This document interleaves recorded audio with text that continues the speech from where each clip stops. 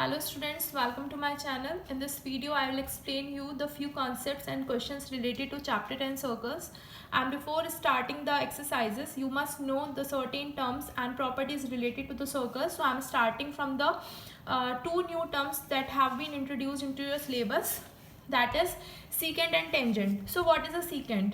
तो यहाँ पर मैंने क्या किया है, सर्कल को ड्रॉ कर दिया. ओके तो सबसे पहले हम secant समझते हैं. तो जैसे एक सर्कल है, अगर सर्कल को एक लाइन टू डिस्टिंक्ट पॉइंट्स पर कट करके जाती है, ठीक है.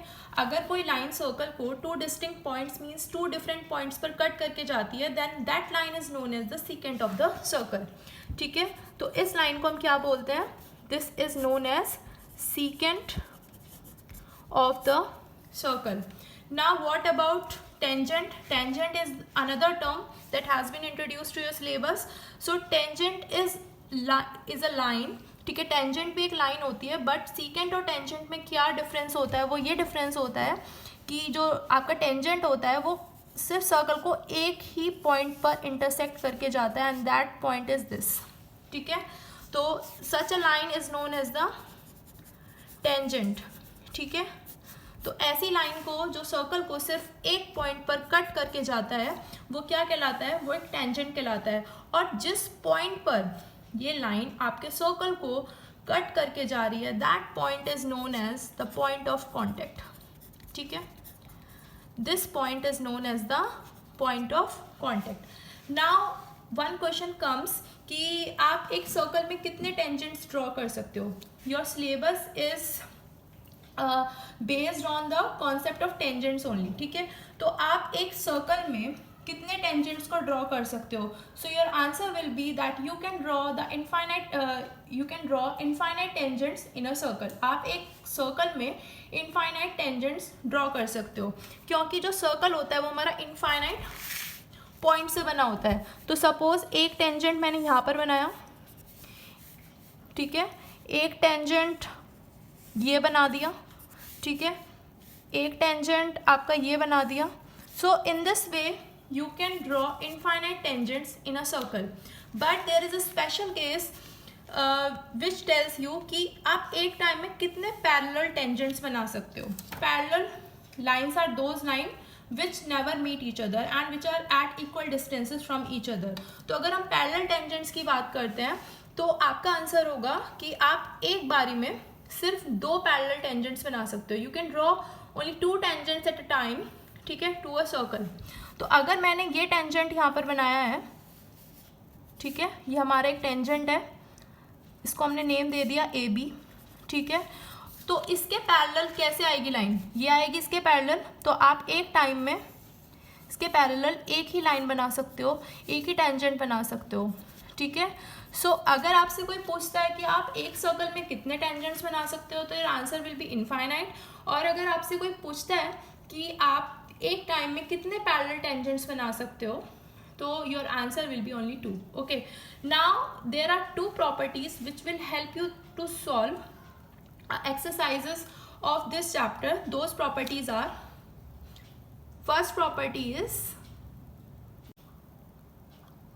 the tangent at any point of circle is perpendicular to the radius through the point of contact. So what does this property mean? ठीक है, इसका क्या मीनिंग है? इसका मीनिंग ये है कि अगर आप एक सर्कल पे क्या बनाते हो? टेंजेंट बनाते हो. तो I am drawing a tangent here, ठीक है, touching this circle at a point.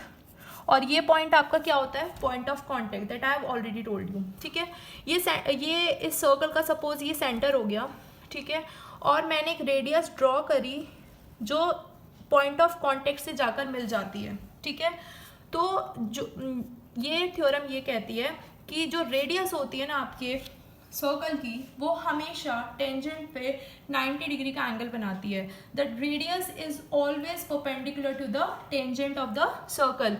तो कोई भी रेडियस, आपको पता है there are infinite radii in a circle. अगर आप कहीं से भी रेडियस कोई भी लेके टेंजेंट और सर्कल के पॉइंट ऑफ कॉन्टेक्ट को ज्वाइन कराते हो, then that radius will make an angle of 90 degree hair.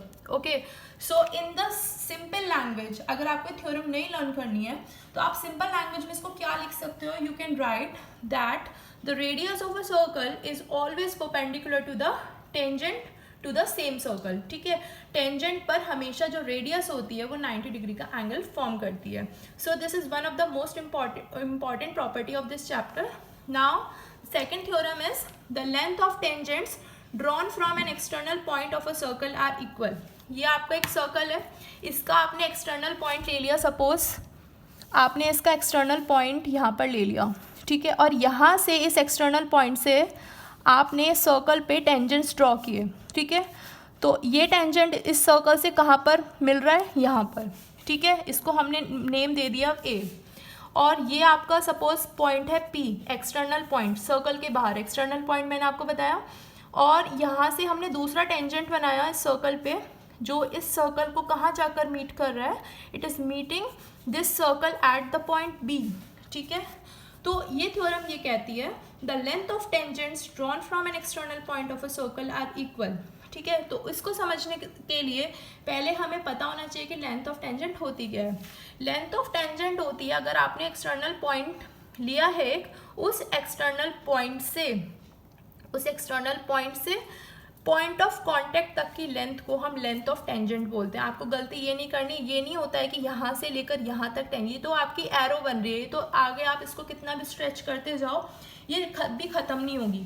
लेकिन जहाँ पॉइंट ऑफ कांटेक्ट है आपका, वहाँ तक की लेंथ, वहाँ तक की डिस्टेंस क्या होती है, that is called the length of the tangent. तो अब आपसे ये बोला गया है इसमें the length of tangents drawn from an external point of a circle are equal, ठीक है।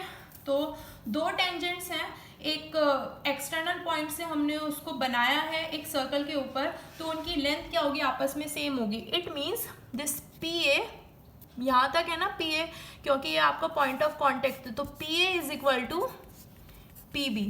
This is the second property which will be very helpful in solving the questions related to the tangents of a circle. Thank you.